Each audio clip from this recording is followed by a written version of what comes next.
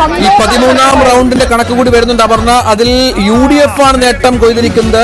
LDF-നാണ് നേട്ടം. LDF അല്പം മുമ്പിലാണ്. ഈ പറഞ്ഞ പോലെ അതെ അപ്പോഴേക്ക് ഭൂരിപക്ഷം 17,000 കടന്നു. 3,506 UDF, LDF-ലാകട്ടെ 3,649, BJP-ക്ക് 2,119. 2016-ൽ ഷാഫിക്ക് ലഭിച്ച ഭൂരിപക്ഷം 17,483 ആയിരുന്നു. അതാണിപ്പോൾ 18,724, 18,198 എത്തിയിരിക്കുന്നത് എന്ന ഏറ്റവും പ്രധാനപ്പെട്ട കാര്യമുണ്ട്. ഷാഫിക്ക് 2016-ൽ ലഭിച്ച ഭൂരിപക്ഷം മറികടന്നാണ് ഇപ്പോൾ രാഹുൽ മാങ്കൂട്ടത്തിൽ വെന്നിക്കൊടി പാറിക്കുന്നത്. 18,198. നിരാശപ്പെടാം, 3 സ്ഥാനം കൊണ്ട് നിരാശപ്പെടാം.